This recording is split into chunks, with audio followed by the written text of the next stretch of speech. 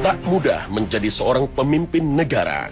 Tak sekedar memikul tanggung jawab, ia juga harus rela berkorban demi kepentingan rakyatnya. Maka, jiwa patriotlah yang harus dimiliki.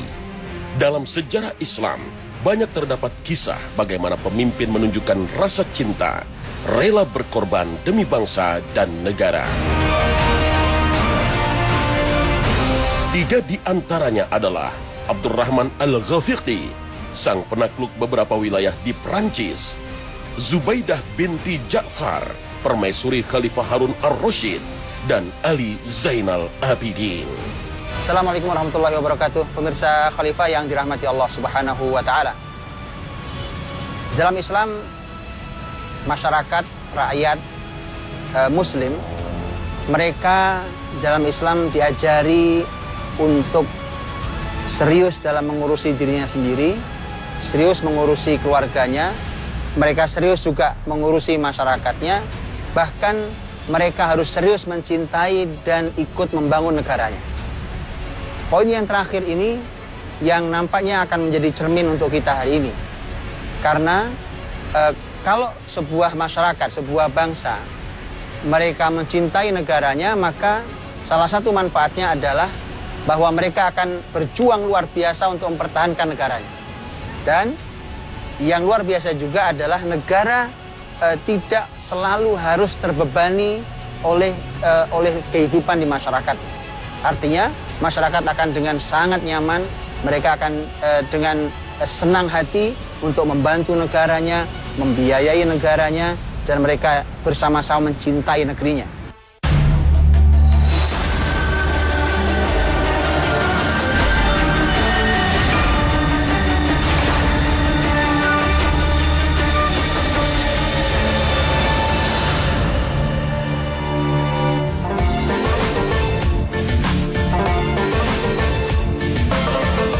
Assalamualaikum warahmatullahi wabarakatuh. Selamat pagi pemirsa dan generasi muda Islam yang dirahmati Allah Subhanahu wa Ta'ala. Pagi ini, Khalifah kembali menghadirkan kepada Anda kisah dan hikmah kehidupan yang terangkum dalam Kekayaan Sejarah Islam.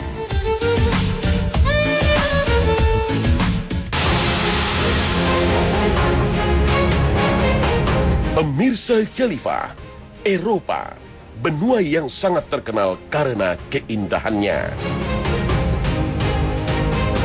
Namun tahukah Anda bahwa Islam punya pengaruh besar bagi perkembangan benua biru ini, khususnya di Spanyol dan Perancis? Abdurrahman Al-Ghafiqi menjadi sosok yang tak terlepaskan dari perkembangan Islam di Eropa saat itu. Dalam usahanya menaklukkan wilayah di Perancis, sikap patriot sangat tercermin dalam diri pemimpin ini. Berikut kisah lengkapnya.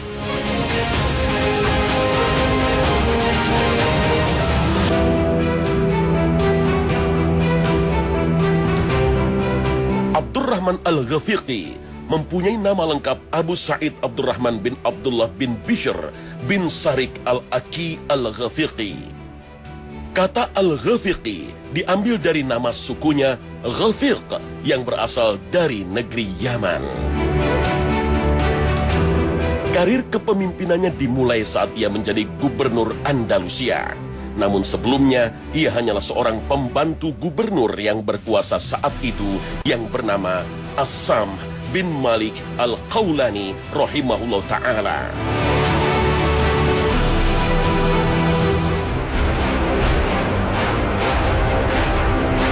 Suatu ketika dalam sebuah perang melawan Perancis, Gubernur As-Sam syahid terpanah oleh pasukan musuh.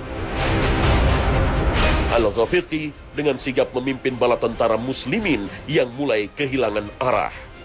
Dengan gagah berani, Al-Ghafiqi membawa mundur pasukan muslimin agar terhindar dari kekalahan yang lebih parah. Sejak saat itulah Al-Ghafiqi diangkat menjadi gubernur Andalusia. Berkat kepemimpinan Abdurrahman Al-Ghafiqi, keadaan sosial di wilayah ini menjadi lebih baik. Padahal Al-Ghafiqi memimpin Andalusia ketika wilayah tersebut dilanda konflik antara Muslim Arab dengan Muslim Barbar yang berasal dari Afrika. Masing-masing kelompok merasa punya jasa yang lebih besar. Tapi dengan sifat adil yang dimilikinya, Abdurrahman Al-Ghafiqi mampu menyatukan umat muslimin di Andalusia. Tak hanya itu, Al-Ghafiqi juga bekerja keras membangkitkan semangat kaum muslimin di negaranya sebelum kembali berperang di Perancis untuk memperluas wilayah Islam. Siapapun yang ikut andil dalam membuka wilayah-wilayah Andalusia, maka dia akan mendapatkan pahala siapapun yang nanti berhasil membuka Konstantinopel. Itu kalimat Utsman. Maka Abdurrahman Al-Ghafiqi rahimahullah ta'ala bersemangat betul untuk membuka wilayah-wilayah itu, terus masuk melalui Perancis, dan tentu rencananya nanti akan masuk ke Eropa Timur dan nanti akan masuk ke wilayah Konstantinopel Turki sekarang. Tapi ternyata takdir Allah berbeda, dan ternyata gerak muslimin berhenti sampai di wilayah Perancis secara umum.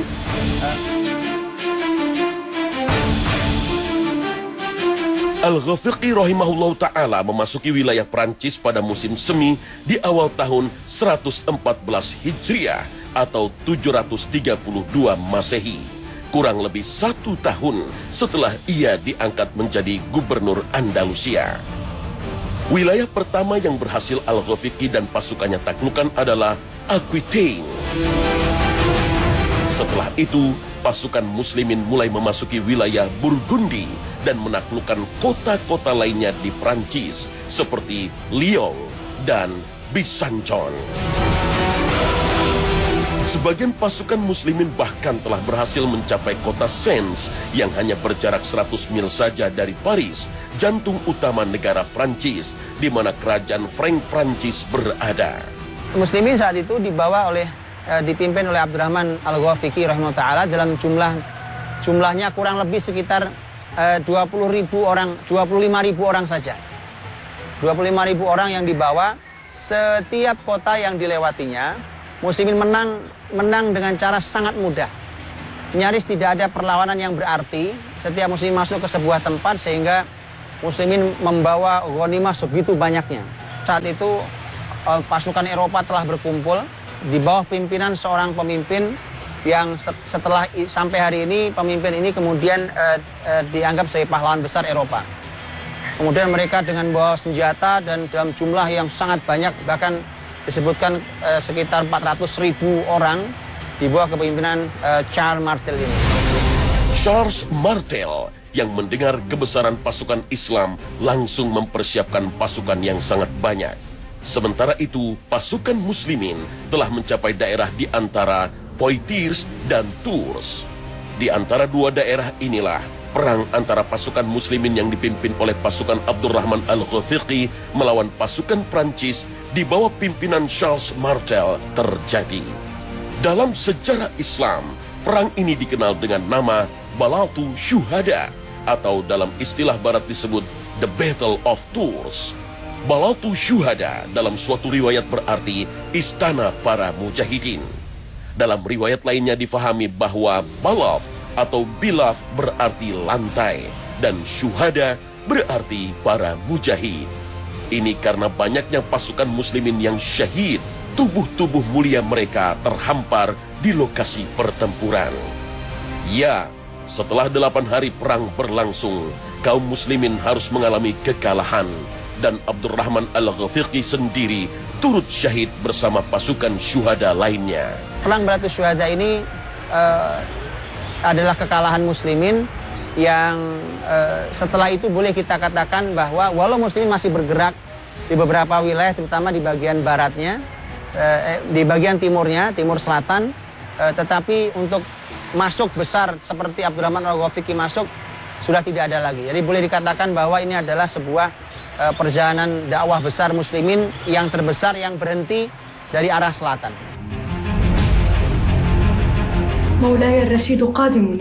Pemirsa Khalifah, sosok perempuan tangguh dan cerdas ini juga berjiwa patriot. Ia adalah Zubaidah binti Ja'far, istri dari seorang khalifah besar Harun ar-Rasyid. Bukti jiwa patriot dari Zubaidah binti Ja'far adalah ia rela berkorban demi kepentingan rakyat. Setelah menyaksikan sendiri kesusahan rakyatnya mendapatkan air ketika di perjalanan untuk beribadah haji,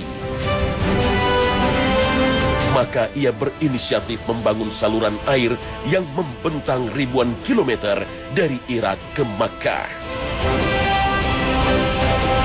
Dan itu ia lakukan untuk memudahkan perjalanan muslimin di negerinya saat beribadah haji.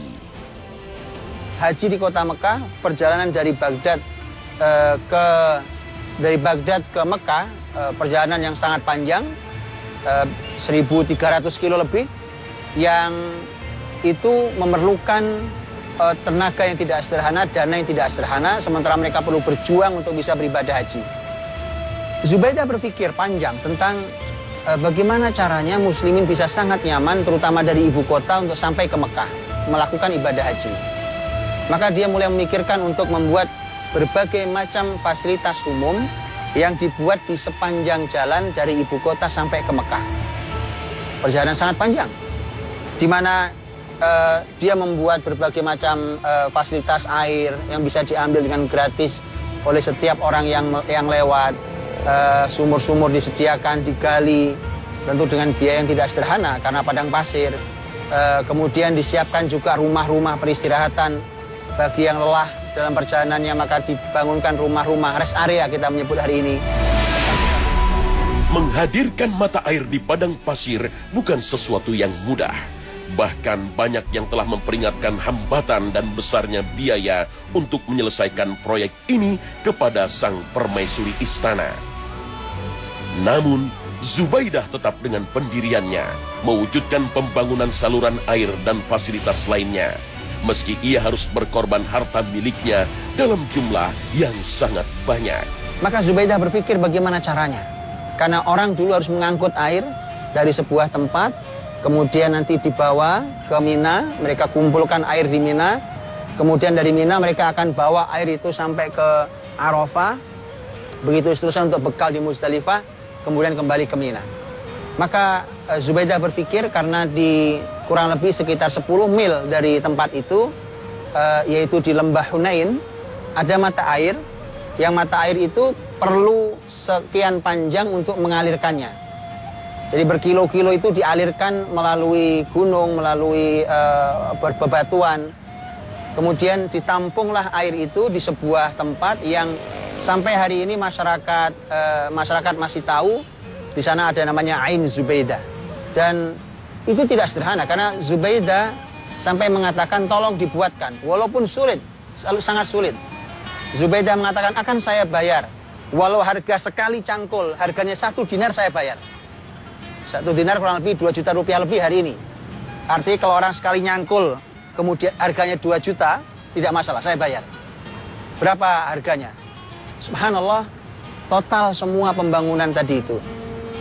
Ada yang menyebutkan Zubaidah harus mengeluarkan dari harta pribadinya. Ini perlu dicatat, bukan harta negara. Harta pribadinya. Harta halal, warisan dari keluarganya. Dia harus mengeluarkan sampai sebesar 1.700.000 miskol emas. Jadi 1.700.000 miskol emas. Miskol itu adalah ukuran untuk emas. Dan memerlukan angka sebesar itu untuk bisa memenuhi kebutuhan muslimin. Dari kisah ini, Zubaidah binti Ja'far memberi contoh demi rasa cinta dan peduli pada rakyatnya. Biaya pembangunan fasilitas yang seharusnya menjadi tanggung jawab negara pun rela ia berikan dari harta pribadinya.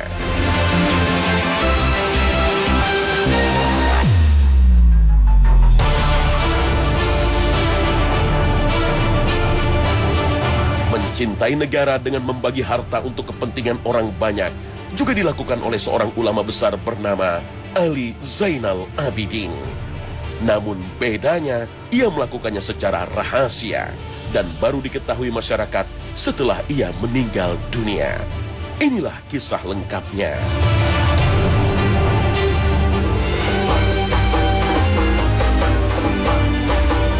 Ali Zainal Abidin atau Ali bin Hussein adalah cicit dari Rasulullah SAW yang berasal dari Ali bin Abi Thalib. Ia punya kepribadian mulia dan sangat bertakwa kepada Allah Ta'ala. Bahkan Ali Zainal Abidin mendapat gelar As-Sajjad atau orang yang paling sering bersujud. Salah satu sifat mulia dari Ali Zainal Abidin adalah kedermawanannya. Ya, selama bertahun-tahun, Ali Zainal Abidin menyedekahkan gandum kepada masyarakat miskin di kota Madinah. Sebenarnya tidak pernah ada satupun bukti yang gamblang, yang pasti atau kalimat yang jelas bahwa yang bersedekah adalah Ali Zainal Abidin sampai segitu rahasianya. Ali Zainal Abidin, sejarah disebutkan bahwa dialah yang melakukannya, yang bersedekah itu karena dengan bukti, karena saat itu orang-orang miskin di kota atau di tempat itu, mereka kalau buka pintu rumahnya, mereka menjumpai ada karung yang isinya adalah gandum, makanan mereka.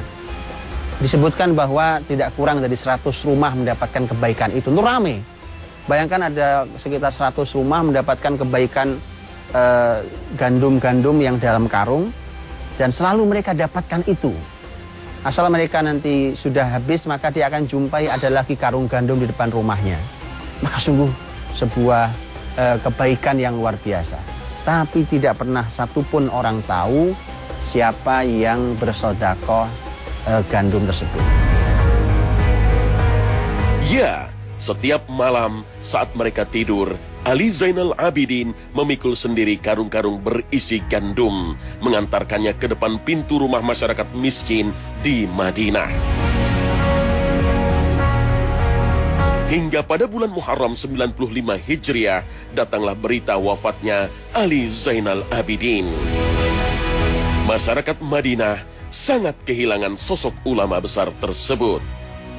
Namun, ada kejadian aneh setelah wafatnya Ali Zainal Abidin. Ya, sejak ia wafat, tidak ada lagi kiriman gandum kepada masyarakat miskin di kota Madinah. Ya, ini menjadi bukti pertama bahwa yang menyedekahkan gandum selama bertahun-tahun itu adalah Ali Zainal Abidin. Bukti lainnya yang memperkuat dugaan masyarakat Madinah adalah laporan dari orang yang memandikan jenazah Ali Zainal Abidin. Itu bukti pertama, kan langsung berhenti. Yang kedua adalah laporan dari yang memandikan jenazahnya Ali Zainal Abidin rahimahullah ta'ala. Di mana yang memandikan terheran-heran. Begitu dibuka bajunya, di pundaknya sini penuh dengan bekas-bekas orang yang sering mengangkat karung gandum. Tentu karung zaman dulu kasar, kain-kain yang kasar, maka terlihat bekas di pundaknya. Sampai mereka heran, kok ini Ali Zainal Abidin ini ada bekas-bekas seperti mengangkat karung. Padahal beliau sepanjang hidupnya tidak pernah bekerja sebagai pengangkut karung. Maka ini menjadi bukti kedua, sehingga masyarakat saat itu dan sejarah menyimpulkan bahwa yang melakukan sedekahus sir selama ini, sedekah rahasia selama ini adalah Ali Zainal Abidin rahimahullah ta'ala, menjalankan hadis Nabi SAW karena saking ingin